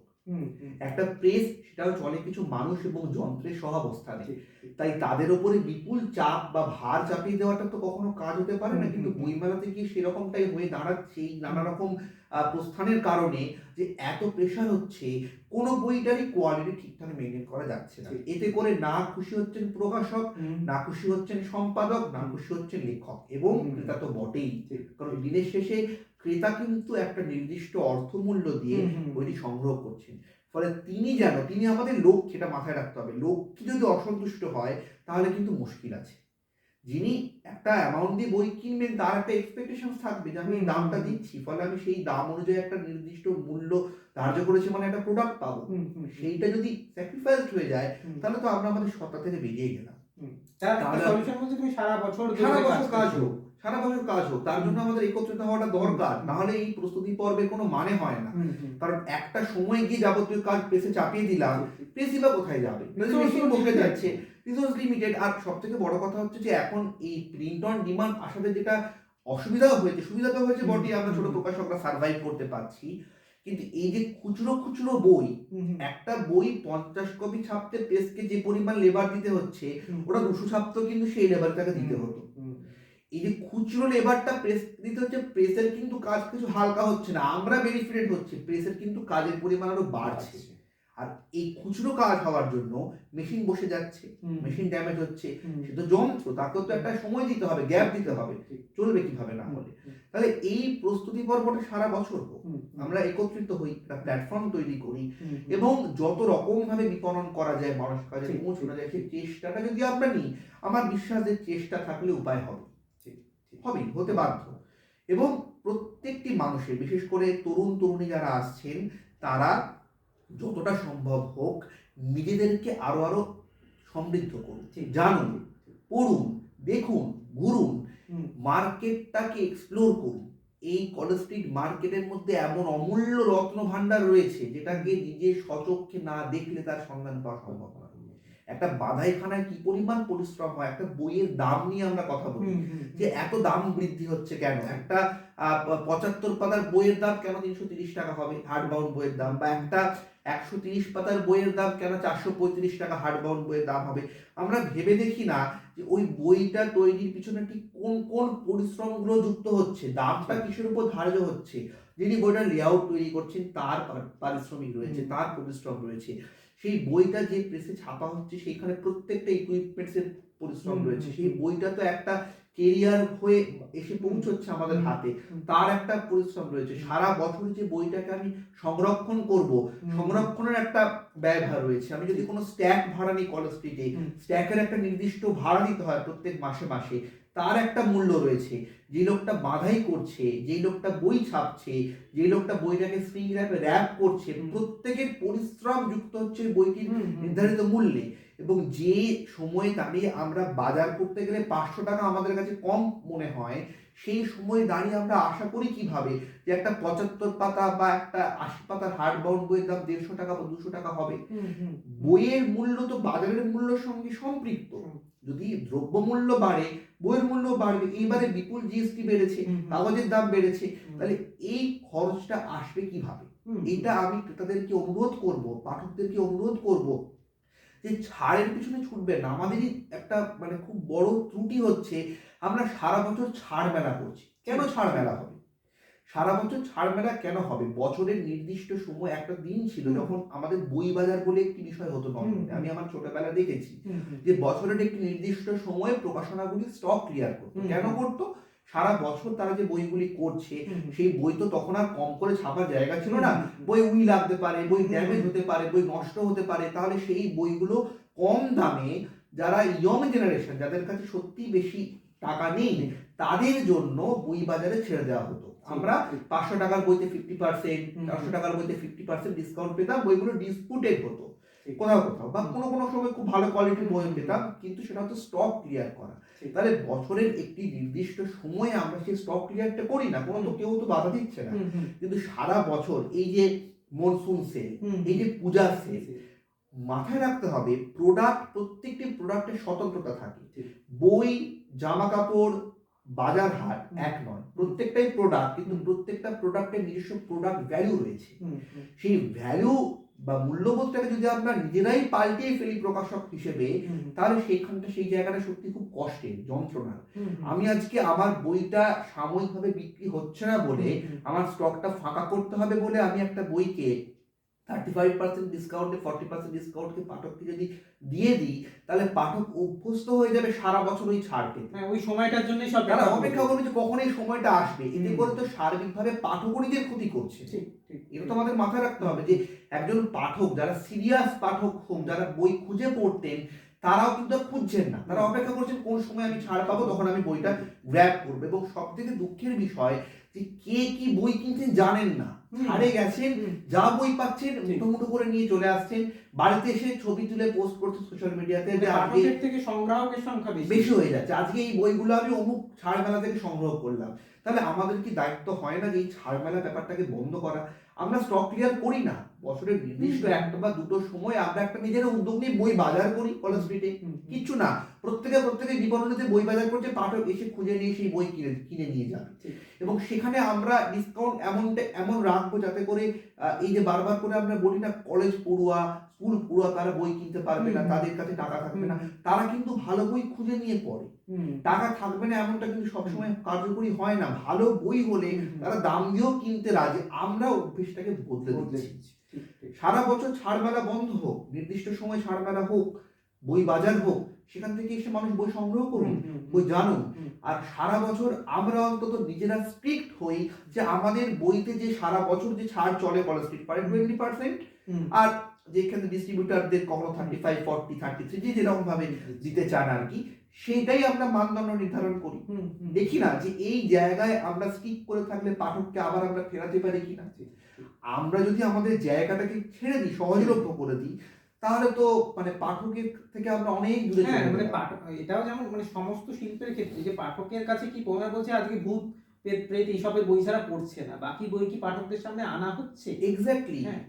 যদি আমি নাই আনি প্রোডাক্টটা, তাহলে পাঠক কেন সেই বই খোঁজ করবে বা সেই বই দেখতে পাবে? দেখতে পেলে তবেই তো সেই শিল্পটার মানে কদর হবে। মানে মানুষের কাছে পৌঁছানোর জন্য ছাড় কোনো সুরাহা হতে পারে না। আজকে বিপুল বইয়ের ক্ষতি হয়েছে, বইগুলো আমি ছাড়ে বিক্রি করছি, যাদের সত্যি সামর্থ্য নেই, দরকার, তারা ছাড় থেকে বই এসে কিনে নিয়ে যাচ্ছে। অবশ্যই সেটা যুক্তিপূর্ণ, সেটাই হওয়া উচিত।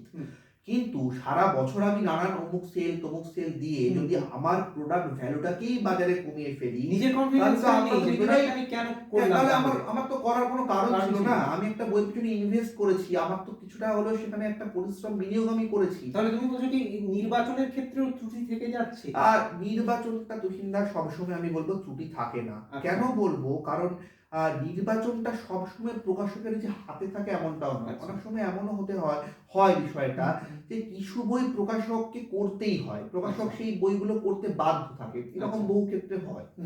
এবং কোনো ক্ষেত্রে প্রকাশক তো রিস্ক ফ্যাক্টরকে বারবার করে যাচাই করবেন, তবে তো তিনি প্রকাশক। তাই নির্বাচন যিনি করলেন সেটা ক্লিক করলো না, সেটা কিছু করার নেই, সেটা তার লাক খারাপ, তাকে তখন অন্য একটা বই করে সেই কার্ডটি পোষাতে হবে।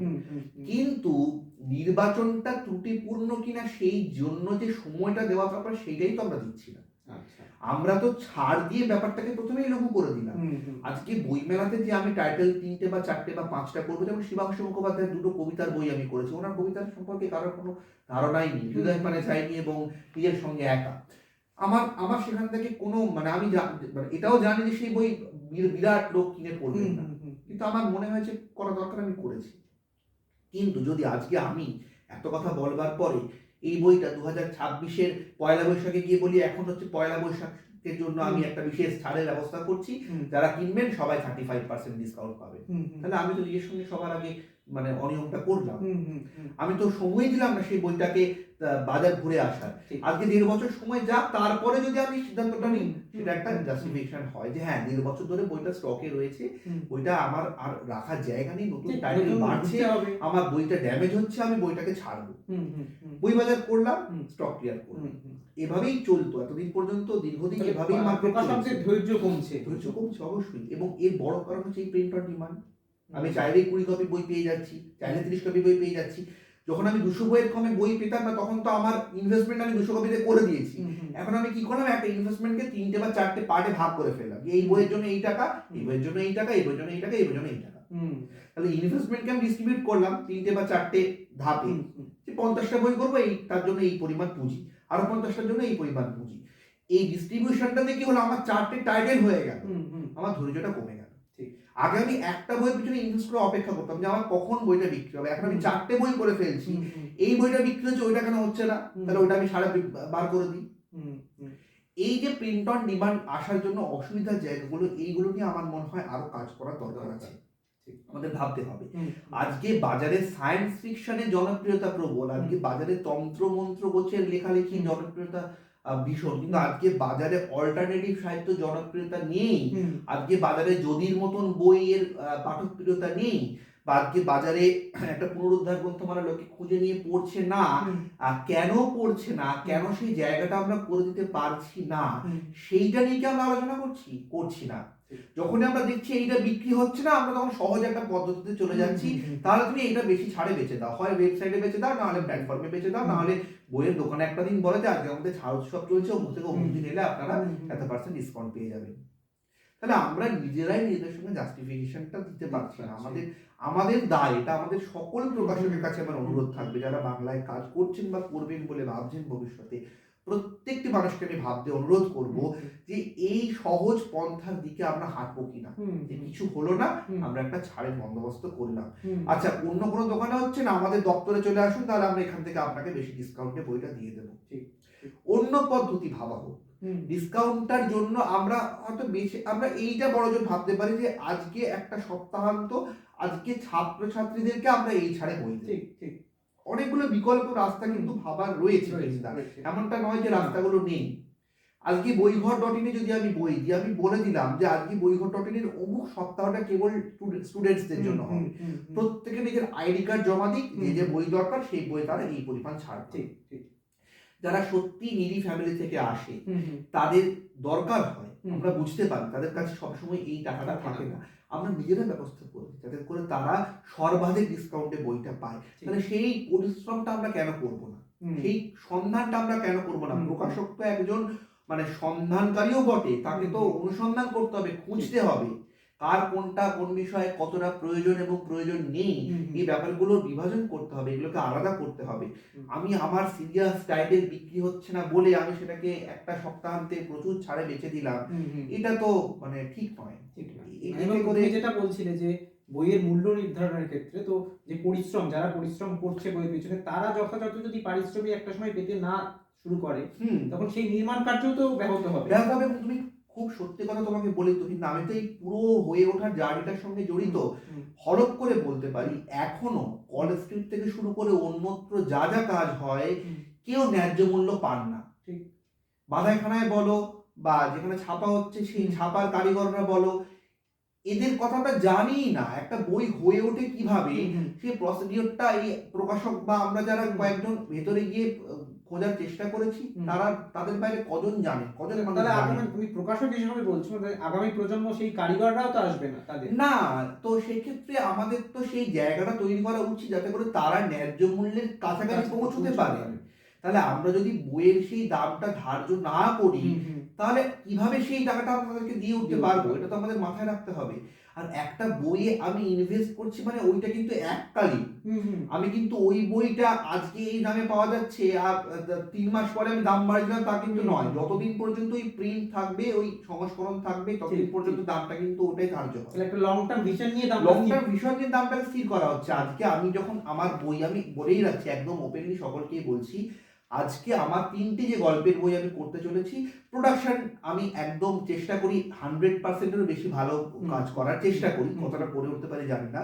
আমার ৩টে বইয়ের দাম আমি একদম প্রকাশ্যে বলছি, কোনো রাগ ঢাক না রেখে। দখল বইটি ১৩০ পাতার বই, হুম। সেই বইটিতে আমি এমআরপি নির্ধারণ করছি ৪৩৫ টাকা। আচ্ছা। বইটি হার্ড বাউন্ড বই। হুম, বইটিতে স্পেশাল একটি পুস্তানি থাকবে, হুম। আর বইটিতে প্রত্যেকটা ইন্ডিভিজুয়াল স্ক্রিন গ্র্যাব থাকবে। হুম। এর পাশাপাশি যে দুটি গল্পের বইয়ের কথা বললাম, মেট্রো থেকে যমুনা এবং এসপ্ল্যানেডে অন্যান্য গল্প, হুম, হুম। এসপ্ল্যানেডে অন্যান্য গল্পেরটি ৭০ পাতার বই। আমি তার নির্ধারিত মূল্য ধার্য করেছি ৩০০ টাকা হুম, এমআরপি। হুম। এবং মেট্রো থেকে যমুনা একটি ৭৫ পাতার বই, আমি তার নির্ধারিত মূল্য ধার্য করেছি ওই ৩৩৫ টাকার আশেপাশে, ৩৩৫ টাকায়। তাহলে এই যে এমআরপি আমি ধার্য করছি, আমাকে যে কেউ বলবে যে তোমার এই বই বিক্রি হবে না, হয়তো হবে না, সত্যি হয়তো হবে না, সত্যি হয়তো এই দাম দিয়ে এখন বই কেনার মতন জায়গায় আমরা পৌঁছে দিতে পারিনি পাঠককে। কিন্তু আমি আজকে খুব স্পষ্টত কতগুলো জায়গা বললাম যে এইগুলো মাথায় আপনারা যদি রাখেন, রেখে বইটা সংগ্রহ করতে আসেন, আপনি তো ওই বইটির উপর ডিসকাউন্ট পাবেন। এবং ওই বইটি যখন আমি ডিস্ট্রিবিউট করব, আমাকে মাথায় রাখতে হবে এখানে 35 থেকে 40% আমাকে ডিস্ট্রিবিউটারকে দিতে হবে।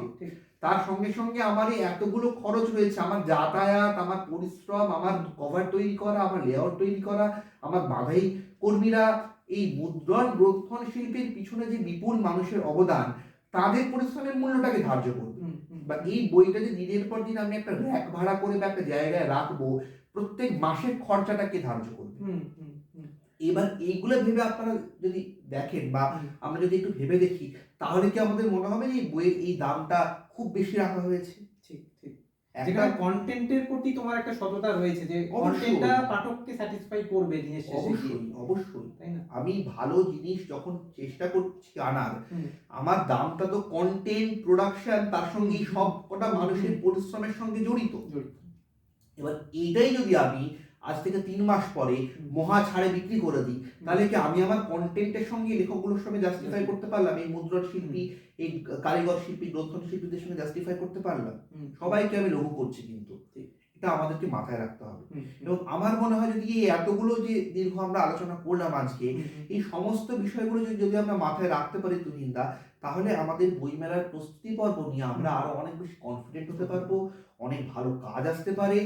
এবং এই যে বারবার করে একটা রব শোনা যাচ্ছে বাংলা প্রকাশনার কি হবে, বাংলা বই বিক্রি হচ্ছে না, বাংলা বইয়ের বাজার কমে যাচ্ছে, এই জায়গাটা একটু হলেও আমরা কমাতে পারবো। ঠিক, ঠিক। তাহলে মানে কতগুলো জিনিস আসছে যে পারস্পরিক সহযোগিতা, ছোট বড় প্রকাশনী একসাথে হাত মিলিয়ে চলা, অবশ্যই। হ্যাঁ, অন্তরালে লেখকদের খুঁজে আনা, নতুন কন্টেন্ট পাঠকের সামনে উপস্থিত করা, যে দায়টা কোনো অভাব নেই।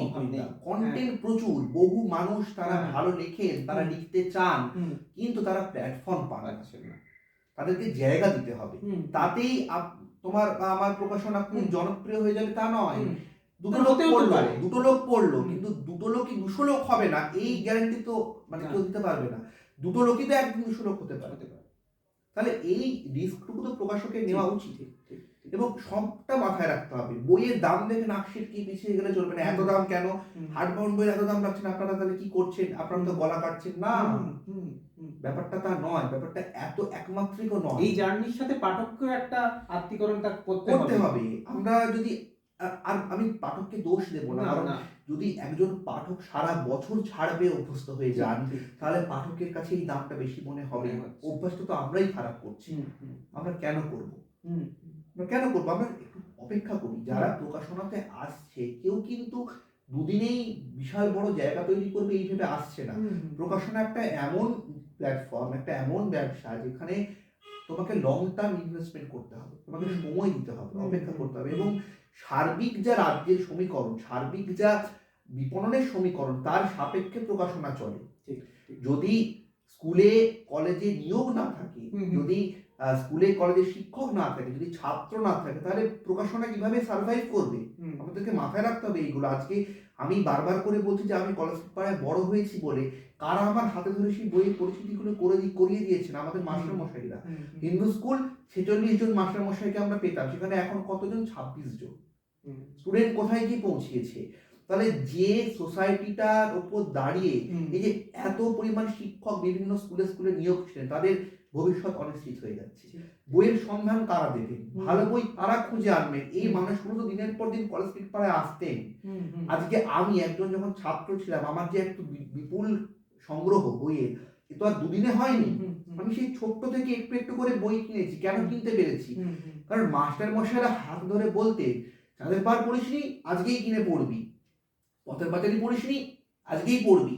অমুক বইটা পড়িসনি, তোরা এখনো হাদা ফাদা বাটল পড়িসনি, তোরা হেমন্ত কুমার রায় পড়িসনি, তোরা কি পড়াশোনা করছিস? তাহলে এই বলার মানুষগুলোও নেই এবং এই গোষ্ঠীটাও, এই ছাত্র গোষ্ঠীটাও কমে যাচ্ছে। তাহলে বই মার্কেট তো এদের উপর নির্ভর করে বেঁচে থাকে, প্রকাশনা তো এদের উপর নির্ভর করে বেঁচে থাকে। তাহলে এই সহযোগী অবস্থানগুলো আমাদের ভাবতে হবে যে কাদেরকে নিয়ে আমরা প্রস্তুতি করব, বইমেলার প্রস্তুতি কাদের জন্য করব। বইমেলা দীর্ঘদিন ফ্রি অফ কস্ট, এখানে কোনো এন্ট্রি ফি নেই, আমরা জানি। এতে করে যেটা সমস্যার জায়গা আমাদের ফেস করতে হয়, প্রত্যেকটি বইমেলাতে আমি দেখেছি অসংখ্য মানুষ চলে আসেন, তার 70% মানুষ ক্রেতা বা পাঠক নন। তারা বইমেলায় আসেন ছবি তুলতে, ঘুরতে, খাওয়া দাওয়া করতে, দেখে এক গেট দিয়ে ঢুকে এক গেট দিয়ে বেরিয়ে যায়। একটা সময় ছিল যখন বইমেলায় আমাদের মিনিমাম একটা টাকা দিয়ে এন্ট্রি ফি দিয়ে আমাদের ঢুকতে হতো। আমি ছোটবেলায় ঢুকেছি, 2 টাকা 5 টাকা যাই হোক। তাহলে 2 টাকা 5 টাকা যদি এন্ট্রি ফিও রাখা হয়, আমি বিশাল বড় অ্যামাউন্ট ধার্য করতে বলছি না। একদিকে যেমন সরকারের কিছুটা সুবিধা হবে, সেরকম আমরা বুঝতে পারবো যে জেনুইন পাঠক কারা। আজকে এত মানুষের ভিড়ে আমরা বিভ্রান্ত বইমেলাতে, এখান থেকে কজন পাঠককে আমরা খুঁজবে? যে এত কথা আমি বলছি বইমেলার ফুটফল প্রচুর, কিন্তু কাদেরকে আমি বেছে নেব? এই ছাঁকনির জায়গাটা কোথায়? বইমেলা যেহেতু ফ্রি অফ কস্ট, ফলে তো সকলেই বইমেলায় আসতে পারছে, কিন্তু একটা ন্যূনতম জায়গা রাখা দরকার। এটা নিয়ে আমি ভাবতে বলবো সকলকে, প্রকাশকদের বিশেষ করে, মানে পাবলিশার্স এন্ড বুক সেলার্স তাদেরকে আমি ভাবতে বলবো এই বিষয়টা নিয়ে। এইটা আপনারা দেখুন, তারা একটা হিসাব দেন বছরের শেষে যে আজকে এত কোটি টাকার বই বিক্রি হয়েছে, কিন্তু সেটা কাদের বই বিক্রি হয়েছে, কোন প্রকাশনার বই বিক্রি হয়েছে। সেটা যদি দেশ আনন্দের বই বিক্রি হয়, তাহলে ছোট প্রকাশকরা যাবেন কোথায়? ঠিক, এই সার্বিক দেখার দায়িত্বটা কোথাও গিয়ে আমার মনে হয় আরো বাড়াতে হবে। নাহলে এত কথা বইমেলার প্রস্তুতি নিয়ে আমরা বলছি, এগুলোর কোনো মানে হয় না।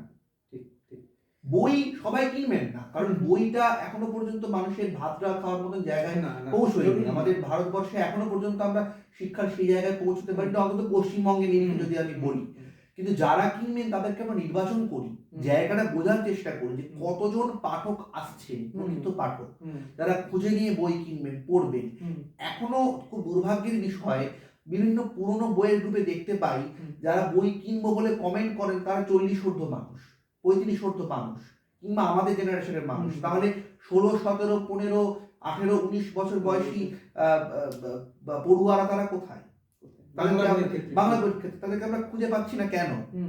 কোথায় গেলেন তারা? এই সমস্তটার সঙ্গে জড়িত রয়েছে কিন্তু স্কুল, কলেজ, সমস্ত কিছু। এগুলো আমাদের মাথায় রাখতে হবে। একদিকে যেমন বইমেলাতে একটা ন্যূনতম এন্ট্রি ফি রাখার কথা বিষয়ে আমি বলছি, তার পাশাপাশি এই যে স্কুলে যারা পড়ুয়া তৈরি করতেন, পাঠক তৈরি করতেন, শিক্ষকরা তো পাঠক তৈরি করতেন, সেই জায়গাটা কোথায়?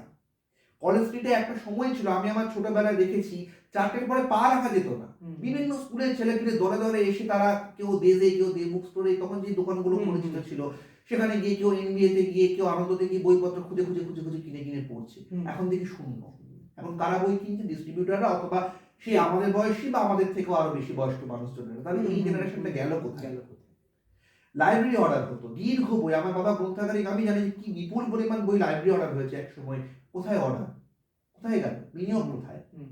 কেন পাবলিক লাইব্রেরিগুলোতে বই অর্ডার হচ্ছে না? একসময় তো আমরা লাইব্রেরিতে বসে বসে পড়তাম, আমরা পিডিএফ নিয়ে খুব মাথা খারাপ করছি যে পিডিএফ আমাদের বইয়ের বাণিজ্য কমিয়ে দিচ্ছে। তাহলে আমরা কেন পিডিএফ সাবস্ক্রিপশন নিয়ে ভাবছি না? কেন প্রকাশকরা এগিয়ে আসছি না? আমরা যখন বইমেলার প্রস্তুতি নিয়ে এত কথা বলছি, আমরা কেন ইবুক নিয়ে কথা বলছি না? কেন আমরা এই জায়গায় আসছি না যে বইয়ের পিডিএফ আমরা নির্ধারিত মূল্য ছাড়া শেয়ার করব না, লক থাকবে প্রত্যেকটি পিডিএফ খুলতে গেলে আপনাকে 10 টাকা 15 টাকা 20 টাকা 50 টাকা দিতে হবে, তারপরে আপনি পিডিএফ এর অ্যাক্সেস পাবেন। সেটা যত পুরনো পিডিএফ হোক না কেন, আপনি কপিরাইট ফ্রি পিডিএফ আপনি বিনামূল্যে খুলতে পারবেন না। এই সুবিধাগুলো তো আমরাই করে দিচ্ছি। আজকে আমাকে যখন কেউ পিডিএফ চাইছে আমি একটা পিডিএফ করে পাঠিয়ে দিচ্ছি, একটা পিডিএফ দিয়ে দিচ্ছি। কেন করবো আমরা? আমরা প্রকাশকরা কেন এগিয়ে আসবো না? কেন আমরা ইবুক নিয়ে ভাববো না? কেন আমরা অল্টারনেটিভ বই প্রস্তুতি নিয়ে ভাববো না? প্রযুক্তির সাথে তাল এগোবো না কেন? আমরা কেন ওয়ার্কশপ করবো না? কেন সেমিনার করবো না? কেন ইনডিজাইনটা নিয়ে আমরা ভাববো না আরো ওয়ার্কশপের জন্য? কেন আমরা চেষ্টা করবো না যে ছেলেমেয়েরা ঘরে বসে বই প্রস্তুতি করার ব্যাপারটা শিখুক, কভার তৈরি করা শিখুক, খুঁটিনাটি বিষয়গুলো শিখুক, গাটার কাকে বলে, ব্লিড কাকে বলে, ভেক্টোভার্সও কি, খুব সহজ বিষয়, এগুলো তারা শিখুক, জানুক, তারা ফ্রিল্যান্সার হোক। ফ্রিল্যান্সার হওয়াটা কোনো দোষের নয়, আমি সেভাবেই কর্মজীবন শুরু করছি।